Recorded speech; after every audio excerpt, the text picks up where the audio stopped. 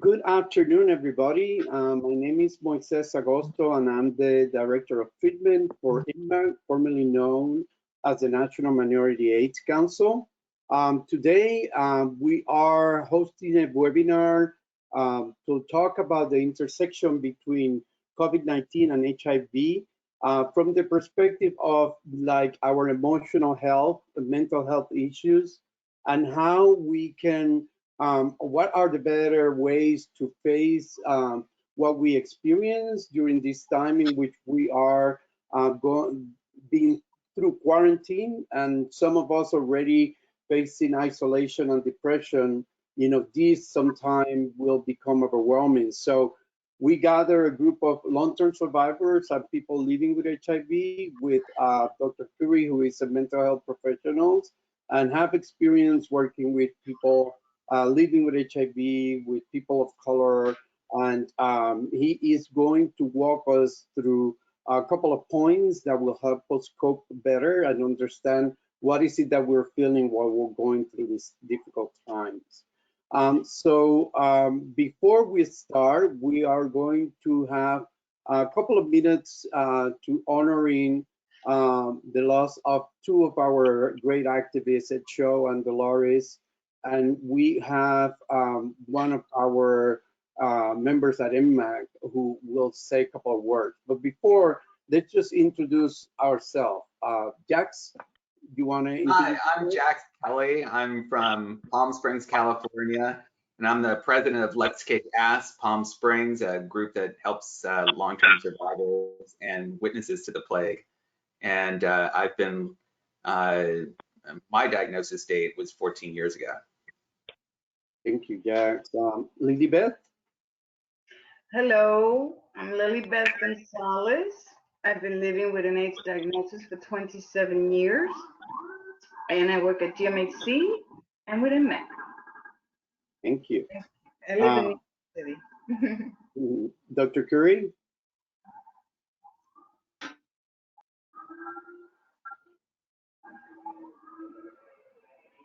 You want to hear what I'm saying, right? I'm Dr. Nathan Curry. I'm a licensed clinical social worker, and I'm here in Atlanta, Georgia. Can you hear me? Yeah. Okay.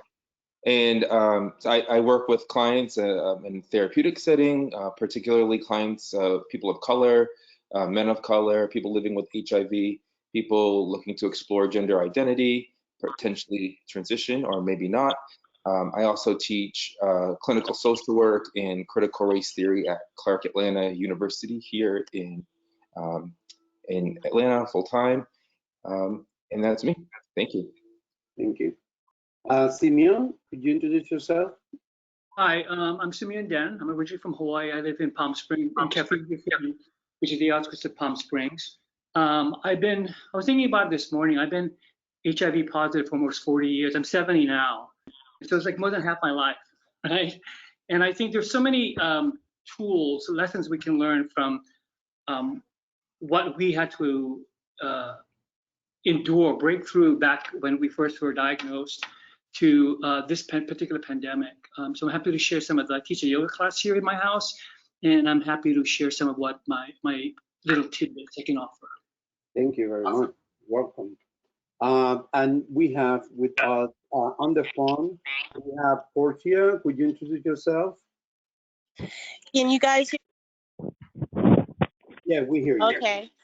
My name's Portia Dees. I am from California, a city called San Bernardino, California.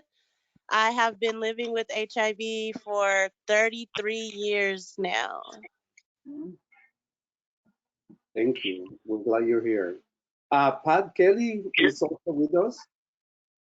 Hello, everybody. Good afternoon. My name is Pat Kelly. I'm currently residing in Orangeburg, South Carolina, and I have been diagnosed. This is my 36th year. Welcome. Glad to have you here. We have also, is Terrell here?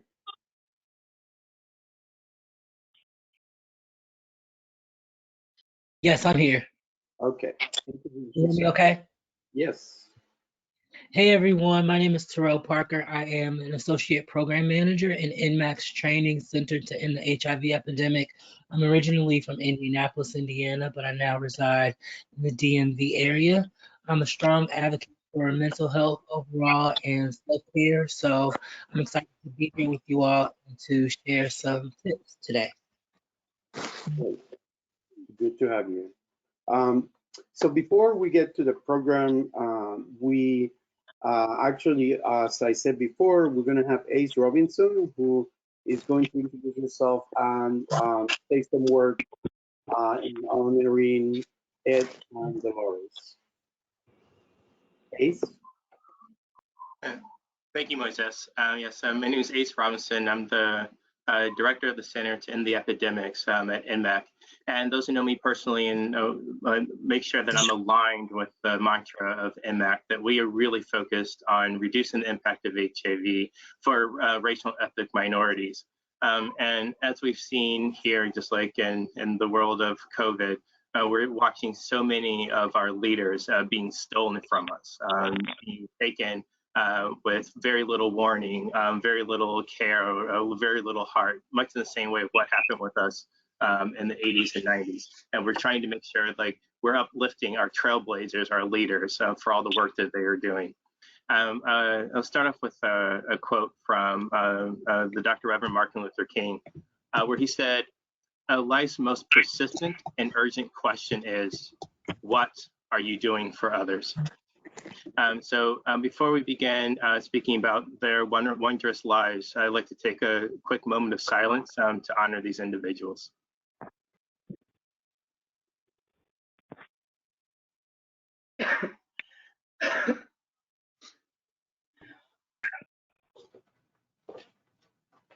Thank you. For those of you who have had the opportunity to work with, love, share meals with Ed, he was this great individual. He was persistent, inclusive, caring for all of the communities that he represented who were living with HIV, and then the communities of those communities of people who were living with and impacted by the virus. He was diagnosed in the late 80s, and he was very clear. One time when I was working in New York, he came into my office, and he came into my office often pushing to support people living with HIV over 50. He was just in his 50s himself, or late 50s himself at that time. And one quote that always, or something that he always said that stuck out to me, is like, I don't know why people even would think that AIDS was ever a white gay disease. I lost plenty of friends and family, and none of them were white and gay. But he always finished with, I guess we just weren't TV ready at the time. He was really powerful with like, how are we going to make sure that the people that were in his community, who quite often were overlooked, they were not the Rock Hudsons of the world, but they were the people who might have been street involved at different points in their life, living with substance use disorders.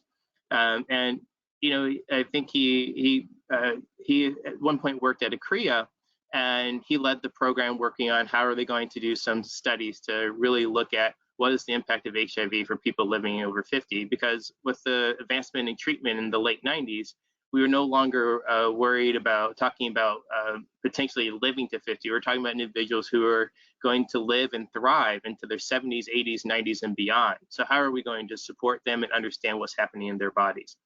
And so he would come in and push for this association that he wanted to start. It ended up being called the New York Association of HIV over 50, NIAHOF, which many people in the Northeast know very well, and there are many spinoff organizations.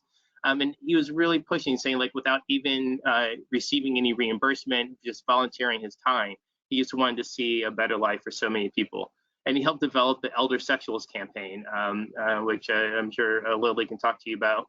Is that this Elder Sexuals campaign was to make sure that people knew that people over the age of 50 were still living their life, having fun, having sex. And he always said, like, apparently you have to remind people that elders know how to have fun too.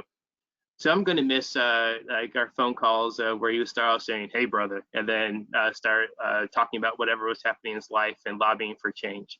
And I know for all of us who know Ed, he always wore his suspenders. So I'm sure right now he's out there with his suspenders causing trouble up in the great beyond. And we also want to uplift the wonderful life of Dolores Dockery. She is someone who was compassionate, she was driven, she was innovative, and she was an absolute force. From all the way from sub-Saharan Africa to where she lived in Newark, New Jersey, she was really pushing to make sure that women of the African diaspora, Black, whether they were living in the States, the Caribbean, or in Africa, understood that their value was much greater than motherhood, and not just speaking with women, to men, to make sure that people understood across the board that we weren't not just talking about stopping vertical transmission to children or taking care of mothers, that women are much more than that. That their full potential can be seen in the light, and that these policies and programs did not be in the shadows and in the dark. In the last 10, 15 years, she had the opportunity to serve as a director at the Hyacinth Health and Wellness Center. And their CEO, Kathy Aarons O'Brien, I received an email from a colleague recently that said, Dolores was simply a firecracker, but also a gentle spirit, which completely embodied who she was each and every day. She always raised the challenges faced by people in the community, especially women, that went beyond healthcare. She spoke about housing, the need for food security, and the ultimate need that faces women every day is that need for safety to live their lives. So Ms. Dockery, she has some huge shoes to fill, but you know, one thing that was clear is that she created a blueprint of love that we all must follow. I'll end with a quote from Dr. Maya Angelou that says, if you find it in your heart to care for somebody else in life, you have succeeded. Thank you for your time. I'll turn the conversation over to Moises, and thank you. And we really want to make sure that we're supporting each other, especially in the times of COVID, when we're seeing what's happening each and every day, and seeing the disproportionate impact of COVID and communities of color and people living with HIV. We have to make sure that we're all working together, hand in hand. Right. Enjoy the rest of your afternoon.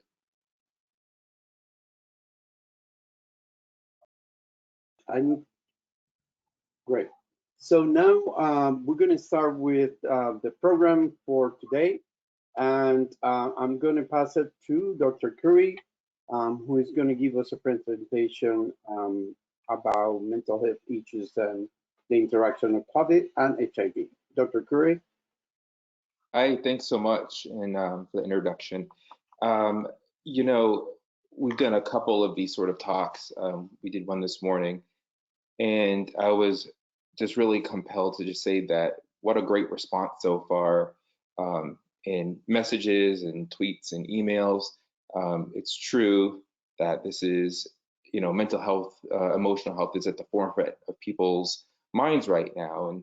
And if for no other reason than we are home, perhaps alone, in our heads or in our apartments in our heads, sort of dwelling on what's happening and what's happening with us. So it's wonderful to get a chance to get people on their computers and in dialogue around emotional mental health, particularly how it relates to HIV, living with HIV, and in the time of COVID-19. 5 points, I want to introduce maybe 5 points and make this brief and sincere in quality. 5 points that I think are really important for folks. First being thinking about the idea of sort of this time being triggering for people.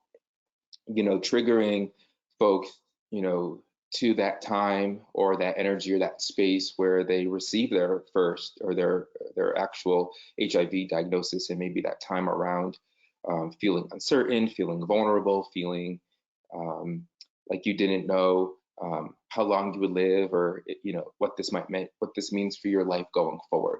And I think a lot of folks, both clients and people that I know personally, have said, you know, it is triggering to be looking at another pandemic across the TV screen, across the computer screen, and you know, in voice, on the phone with folks, and feeling susceptible or vulnerable.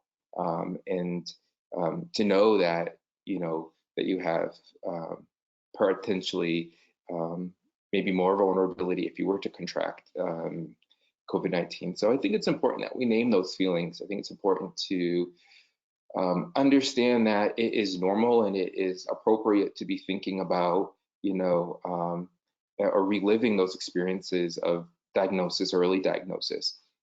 So give yourself permission to think about that, to have conversation about that. I tell people this would make a great journal entry. It's a great way to process. I know I've done some of my own personal writing about it. So, lean into those feelings. I wouldn't put them in the back of your mind. I wouldn't suppress them. I'd really lean into that. Point number 2, thinking about response to stress and trauma. So from maybe a physical or physiological / cognitive sense, this time is uncertain, it's isolating, it's anxiety prone, it's depression prone, and your body's natural response to any and all of these stressors or traumas or triggerings of trauma is to slow down, right? It is to slow down physically and is to slow down cognitively. So cognitively, we're looking at maybe a lapse or decrease in concentration and motivation. Physically, we may be looking at, physically slowing down, feeling, exhausted or tired, having irregular sleep. When you do sleep, having vivid dreams. And so all of these things are to be expected. I think that, some of the best ways to sort of combat those feelings is, one, of course, to talk about them with people. The power of talk is so important, so talk about it. But contract with yourself to cope in perhaps maybe non-traditional ways, because we're living in a non-traditional time. So that might call for non-traditional mechanisms or methods of coping. So contract with yourself to take naps. Give yourself permission to take naps. Say, I'm going to take, 4 20-minute naps this week. That's how I'm going to sort of lean into some of my difficulty sleeping.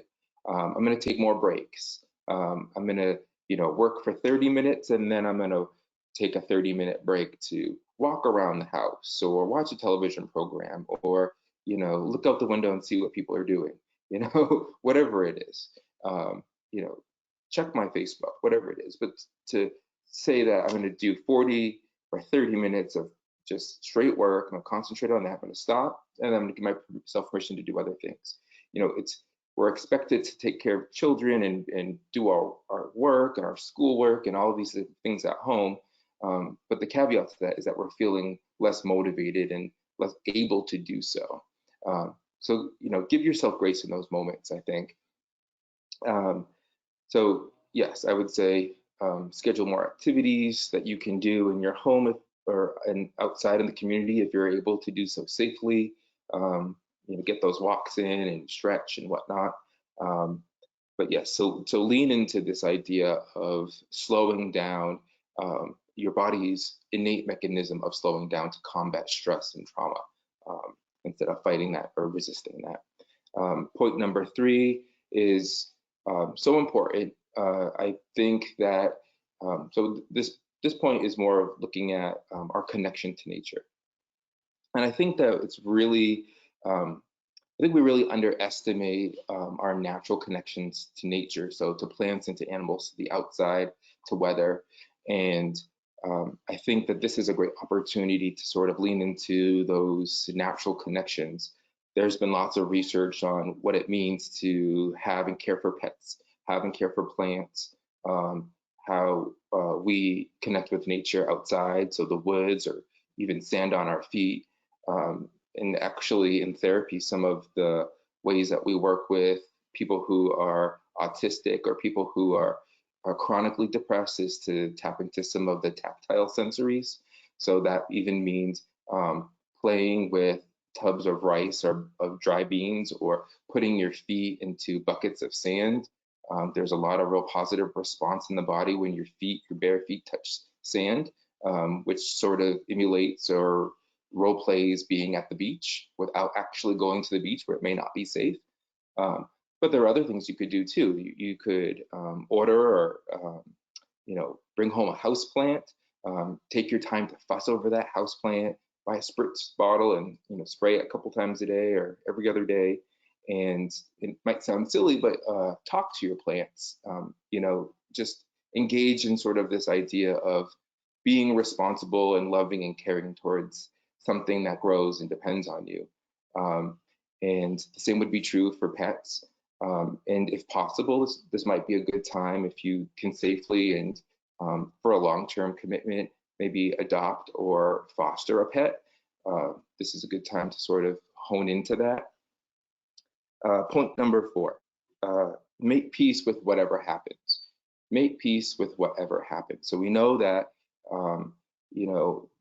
one of the ways to sort of combat uncertainty is to sort of make peace with the future, make peace with whatever is going to be. And it's sort of acknowledging that we are oftentimes in our life don't have control of the things that are happening around us or things that are coming our way. But what we can do is make peace with whatever is going to happen and to understand that this is temporary.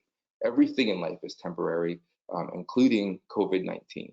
And whether it continues on for 2 more weeks or 2 more years, there will be an end to COVID-19 as we know it today. It will look different in the future, perhaps be safer, and we can make peace with that whenever it comes our way. I think sometimes about just sort of the idea of COVID-19 has brought up ideas in readings I've done about other pandemics. And, for thousands of years, or quite literally 1,000+ years, the world was ravaged by smallpox. In fact, 1 in 3 people were estimated to succumb to smallpox. And it wasn't until I think it was the late 80s, early 90s that we had a global eradication of smallpox.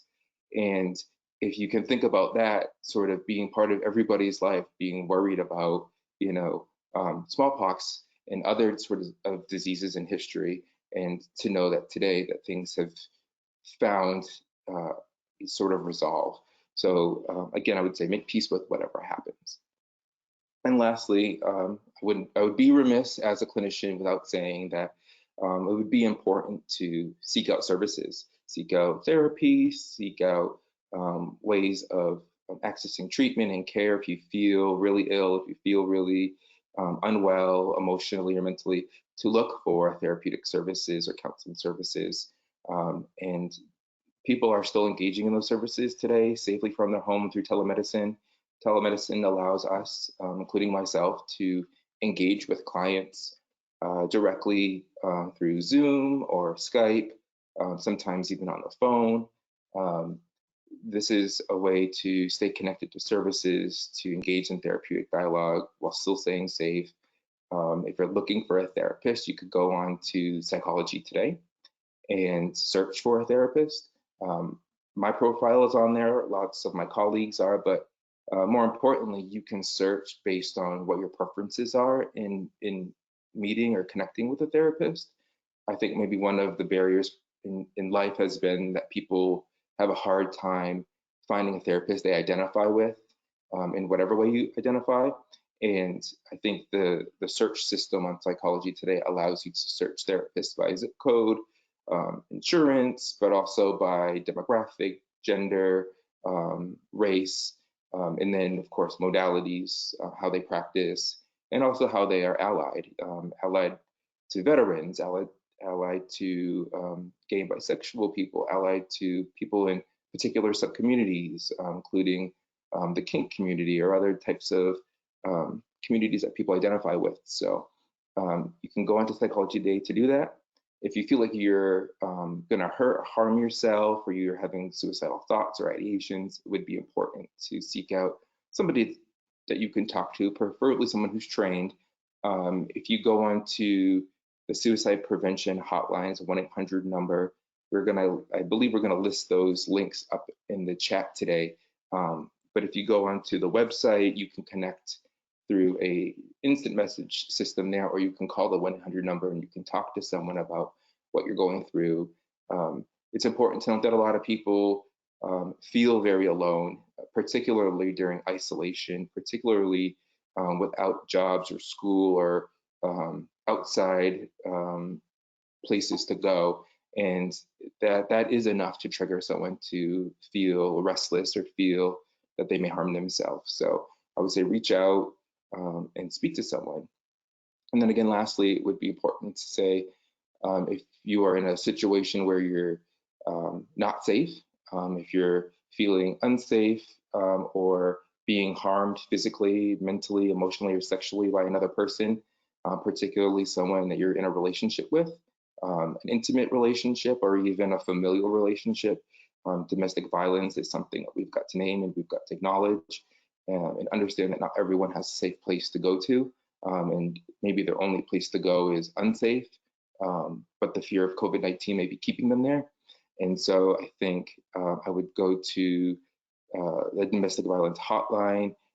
It is going to be posted in the links on this chat, I believe. But if you were to log on, you can get to, again, their chat room box, or you can call the 1-800 number and speak confidentially for free to trained professionals, and they can provide dialogue, resources, counseling.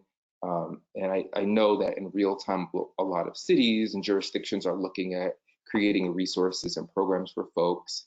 I just read that in Chicago, Mayor Lightfoot has started a program with her team to team with Airbnb to provide rooms or safe places for people who are victims of domestic violence to go to safely.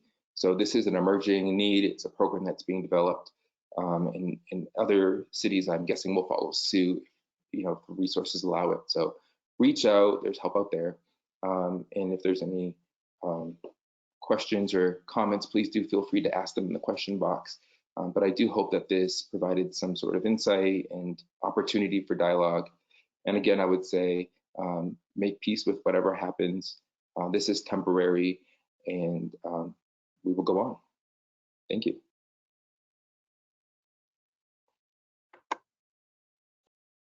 Thank you, Dr. Curry. That was very insightful, and I'm very grateful for those points, and I know that the people that are joining us are as well. Now we're going to have the facilitated discussion, and I'm going to pass it to Jax, who is going to start with the questions to our panelists. Jax? Thanks, Moises. If I can get Simeon on the line.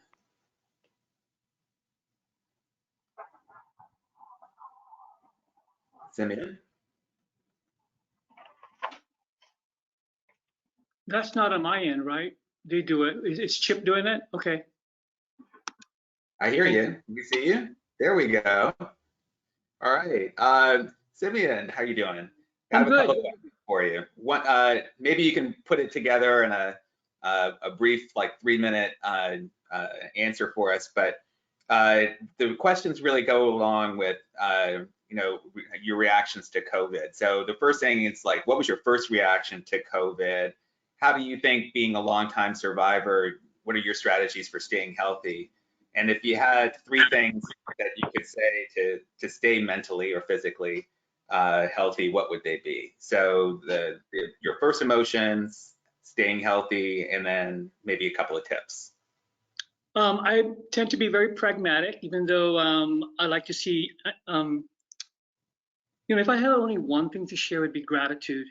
You wake up in the morning, and even regardless of the pandemic or not, I teach my yoga class and meditation, and we do an exercise at every practice where you be in gratitude. And how do you do that? You can choose one thing for which you're grateful, that represent all the things for which you're grateful, and then and go there.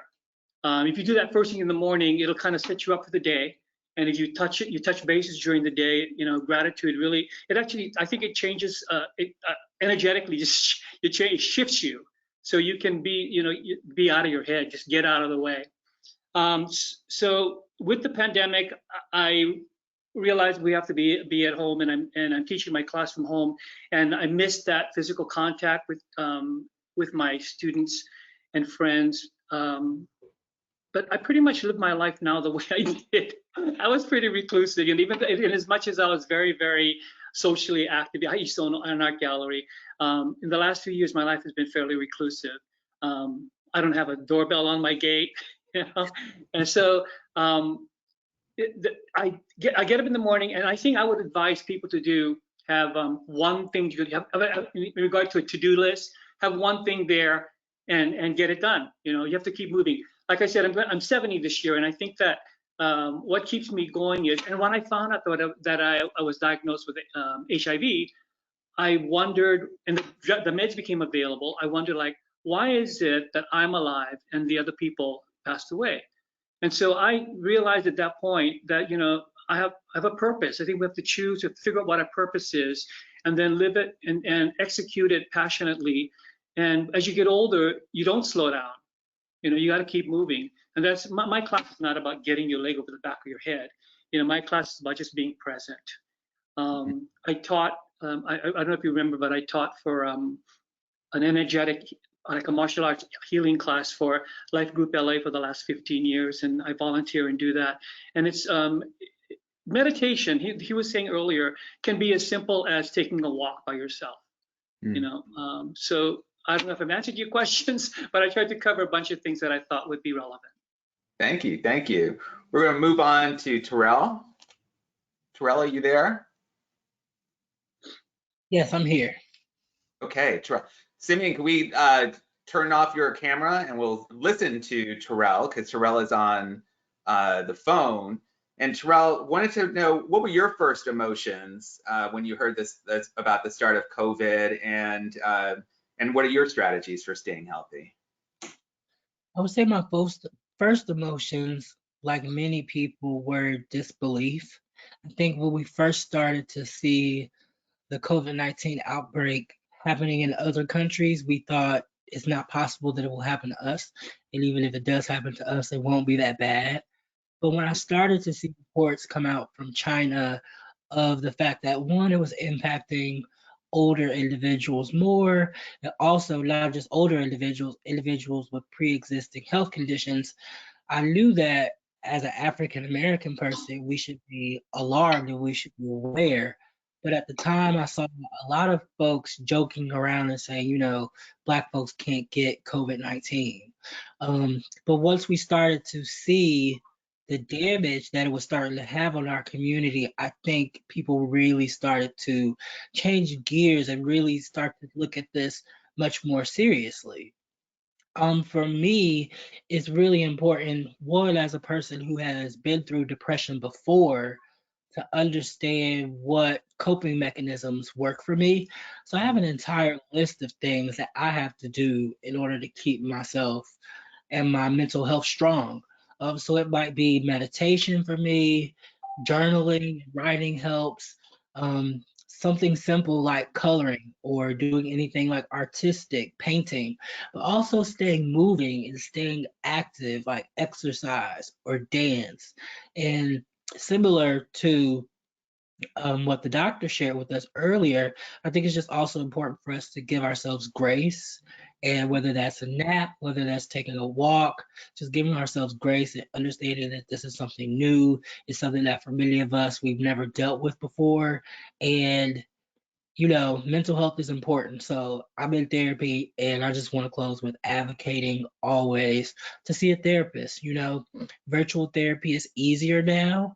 It's affordable in a lot of ways, and a lot of times, even if you don't have access to insurance, providers are willing to work with you, and they're willing to base their fee on a sliding scale, so you may not have a large out-of-pocket cost. So just want to close with advocating for therapy, checking in with yourself, and there's nothing wrong with talking to someone. Thank you, Terrell. Moises, what else do you got before us?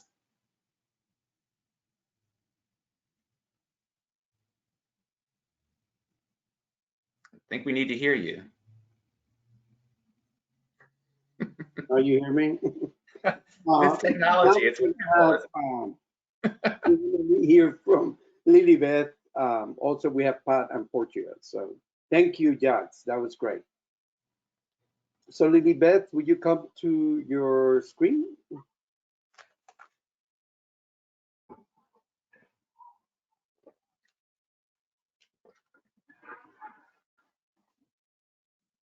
Waiting. Okay. Here we go. So we're going to go through the questions that we did this morning, just to review. When the COVID quarantine started, what were the emotions you had to deal with first? And then if you can answer the three questions, like in one, would be great. The second one would be, as a long-term survivor, what are the things that you do to stay healthy mentally, but also physically? And then, give us three things that you think are the most important things you do during this time of quarantine to stay emotionally sane and healthy. So go for it. All right.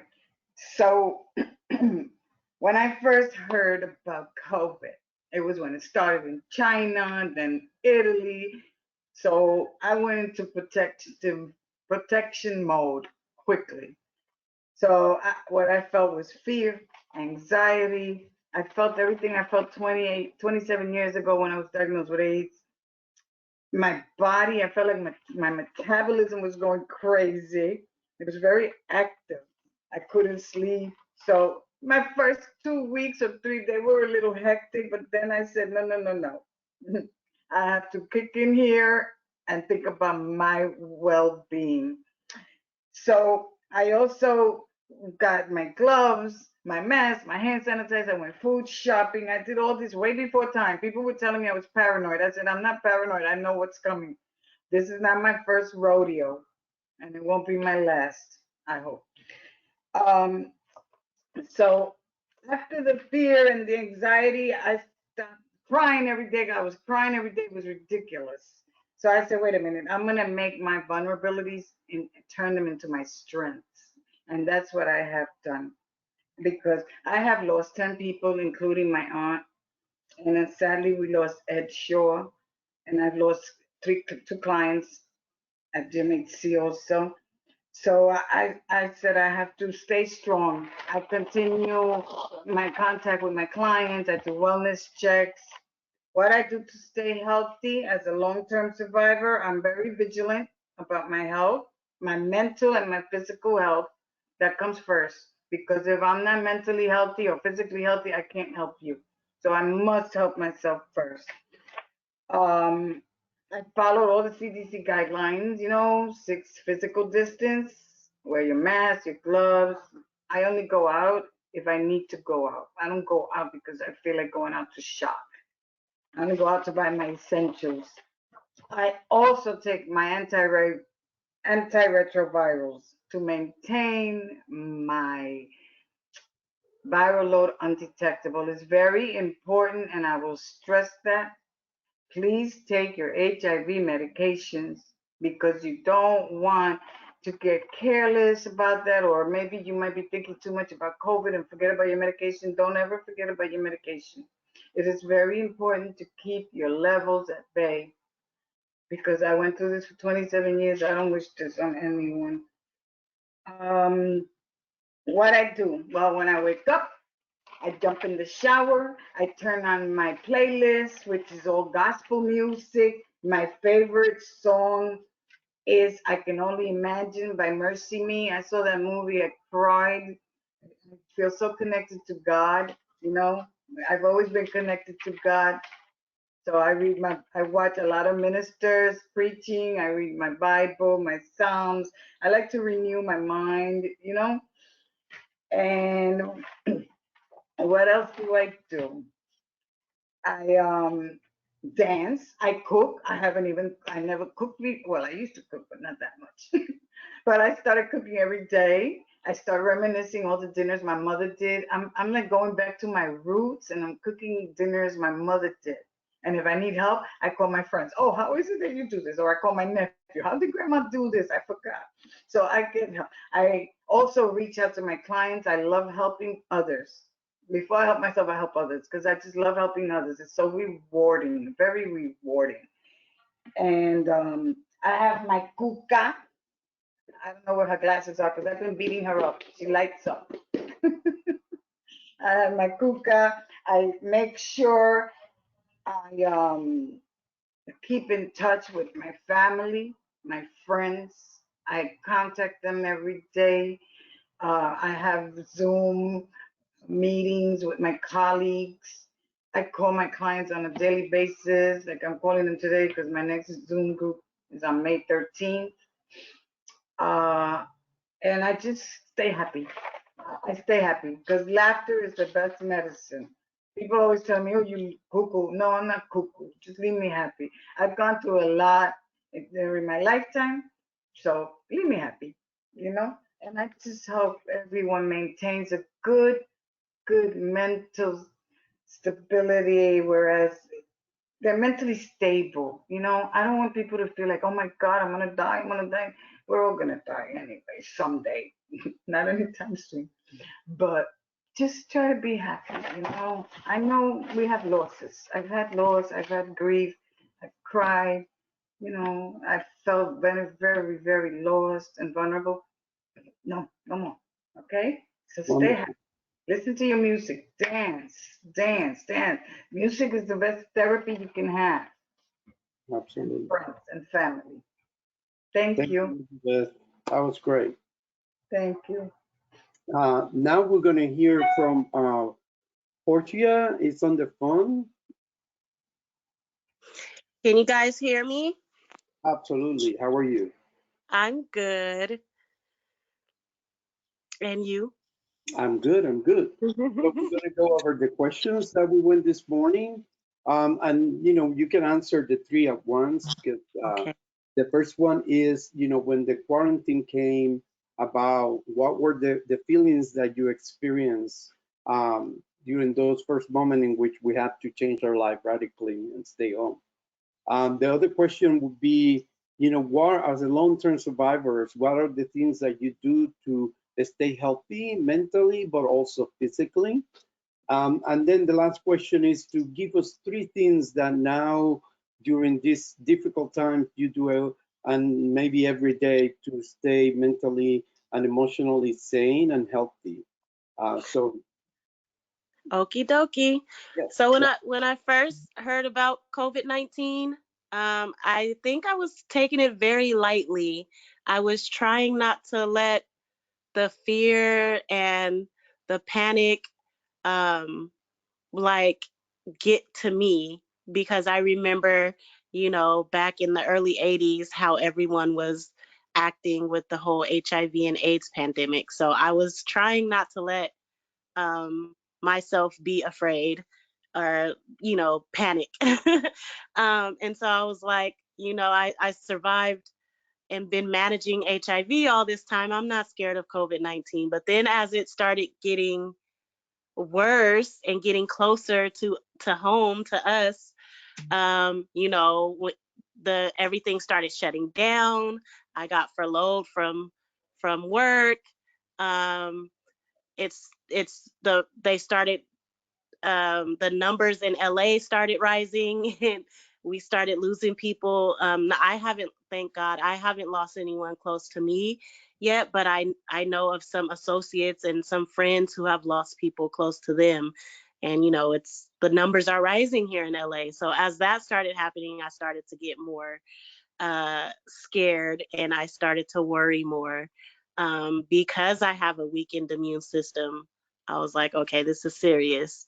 And so, yeah, what I have been doing to stay healthy, making sure I take my medicine every day, first and foremost. And I've been trying to do things that will help build my immune system up. So I've been trying to pay more attention to the things that I'm putting into my body. Like, I've been trying to eat right, eat more healthy than I was before. I bought this stuff called elderberry syrup, and I've been taking a teaspoon of that every day. I've been detoxing. I invested in this detox tea that I've been drinking twice a day, and I've been trying to drink these different, like I bought some from Trader Joe's.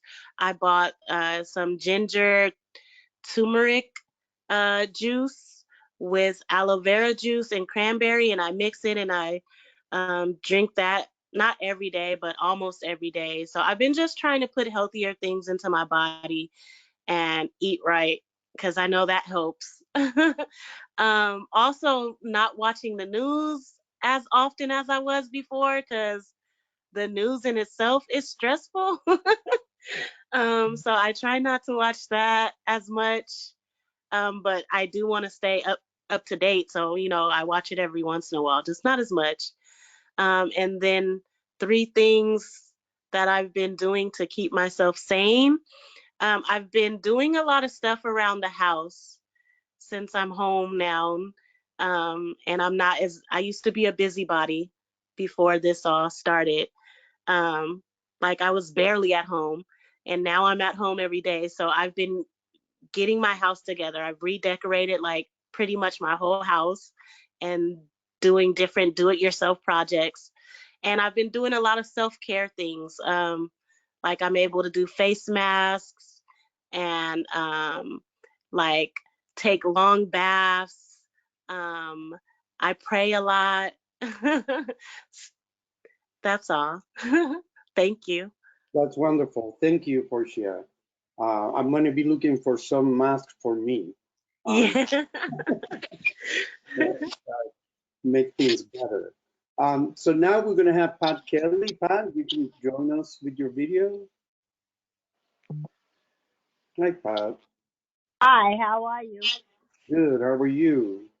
I'm good. I'm good. So, I remember the questions I think, and Oh, for me, the way I felt when quarantine first happened to us here was I was shocked, and then after the shock, I was saddened, and the sadness came because it brought me back to the 80s of when HIV first um, was around and everybody with their fear and the tactics that they used that for people living with HIV, it became real all over again.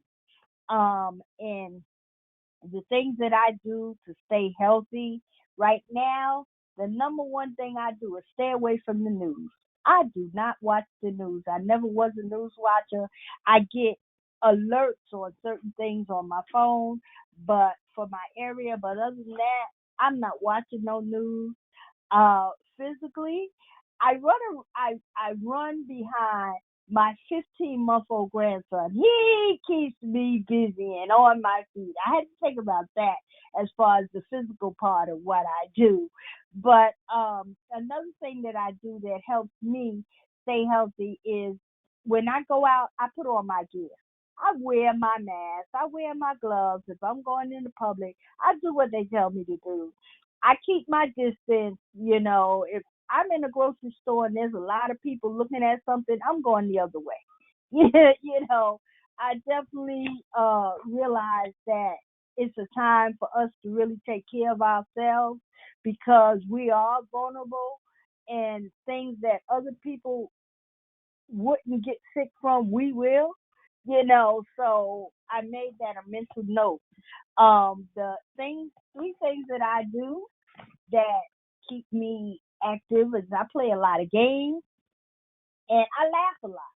I watch things that make me laugh, keep me happy. I believe that that is real important to my psychic as I take my medicine and I do things I need to do to stay healthy. And I visit with my grandchildren. The youth is 15 months and a 10-year-old.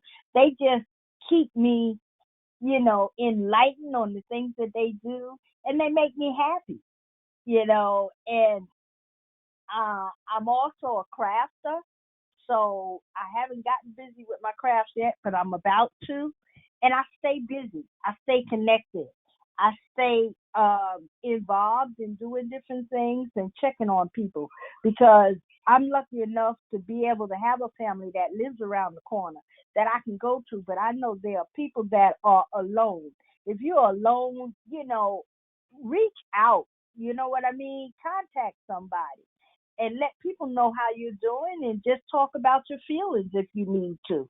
But I'm just saying that this too shall pass and we just have to wait for it to happen. Thank you. Thank you, Pat. That was great. So I will invite the panelists to join, and we will open the floor, yes, with questions. So, Chief, do we have any questions? One second. We do not at the moment. But folks have any questions, please put them here.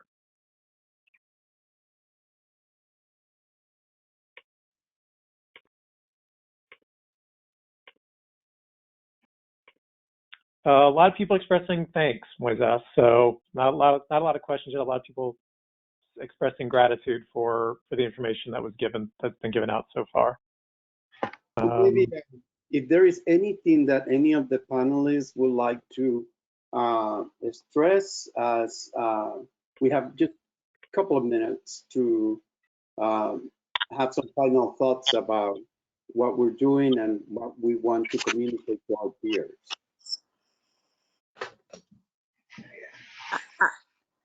This is Portia.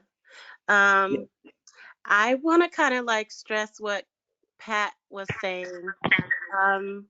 For me, I don't have any kids. I'm single, so I'm definitely at home, stuck in the house by myself, alone.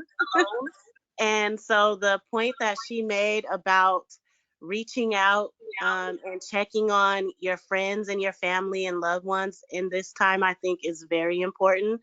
That's kind of what I've been doing. I've been bugging all my friends and family, like calling them, blowing them up, talking about nothing.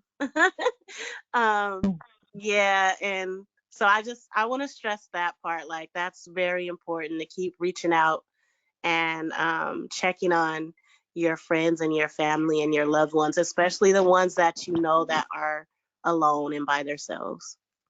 Yeah. I wanted to. Okay, Moises? Uh-huh. I'm sorry, we do have one question. We can do it after, but it's a very good question, so I want to make sure we get it in. Okay, I just wanted to mention very quickly that, some people, because we're HIV positive, it's normal that we feel nervous and anxious about not, getting infected.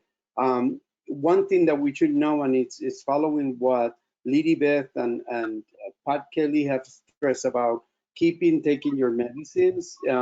If Yes. your viral load is undetectable and your CD4s are high enough, the severity if you get infected with COVID would not be as bad. I mean, it could happen, but Yes. people with viral load and CD4 their immunity is kind of in a good place.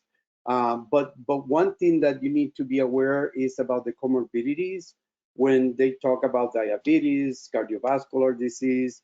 We and the minority groups like Latinos like me or African Americans, we tend to be prone to have higher incidences of diabetes or cardiovascular disease. And those comorbidities are the ones that will put us in the further risk to have a more severe disease of COVID if we get infected. So keep those things in mind, because those things are important to being, objective about, how you're protecting yourself, but also not being overwhelmed about, if it could happen to you or not. So let's, anyone want to make a comment so we go to the question? Well, is there a question from Chip? What was the question that Chip had? Yeah. Yes, this is a question from one of the participants. It says, this is so hard to mentally deal with losing friends and loved ones and not being able to memorialize them properly. What suggestions do you have on dealing with loss when you can't properly mourn? Oh, wow. I'm going to let the doctor start with that. So I think, this is, I can give a professional opinion, but I also say it's a personal maybe call for work as well, because if you listened, I don't know if people are tuning in the second time from the first session, but I did share a bit about a good friend of mine, Nashum Wooden, who passed away in New York City about 5 weeks ago at the beginning of the COVID-19 outbreak. And Nashum was a 50-year-old Black man, HIV positive, staple in the community,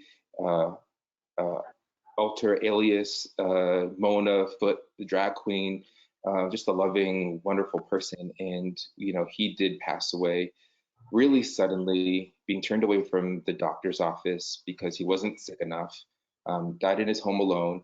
And when I got the news, after the shock sort of came over me and sort of subsided, I was really dwelling on the fact that he died alone in his home, worried about dying of COVID and not having had a test at that time, and not having had medical care and not being with friends or family, and quite frankly, being estranged from most of his family for most of his life. I thought, this is beyond the death, how terrible it must be to you know, be texting on your phone with someone, worried and scared in your house alone, and then you don't wake up in the morning. And that's a real thing that's happening to folks, you know. And so, you know, what I realized for myself is I wanted to spend as much time as I needed to processing all of the layers and aspects of his passing, from imagining what it might have been like for him, to the grief of the community, to my own personal grief, you know, and disappointment. We had plans for this coming summer, and we've gone on trips to Fire Island before, and that's not happening anymore. And I'm sad about that and pissed off about it. Pissed off because I feel like a lot of the deaths could have been prevented.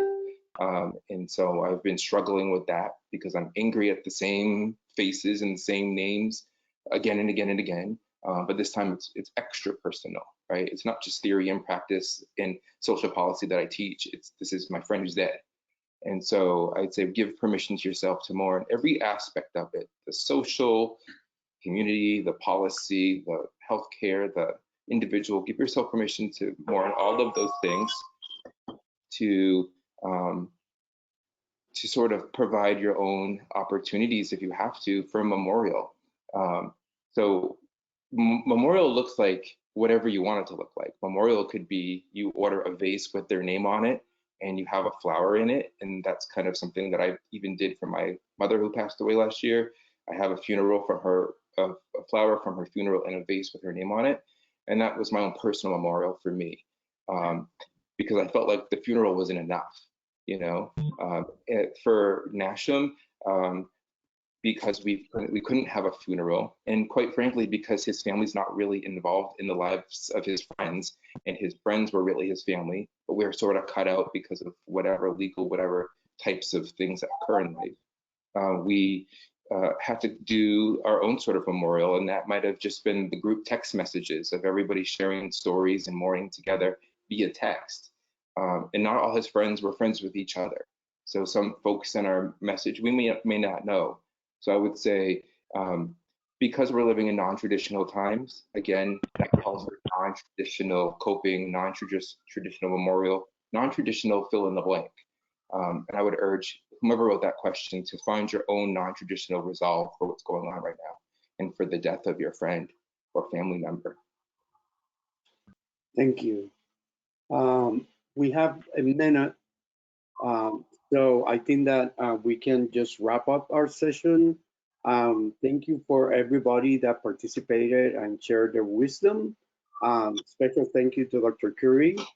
And anyway, so see you in the next webinar. And I hope that this was helpful and that we can make a difference in you taking care of yourself. Thank you very much. Thank you, guys. Bye. Bye. Take care of yourself, everyone. Take your vitamins, your minerals, and eat well and rest. And if you have to cry, cry. It's good and healthy to cry. Stay in gratitude. Stay in gratitude. Sorry? Yeah, it's good to cry. Bye-bye. God bless.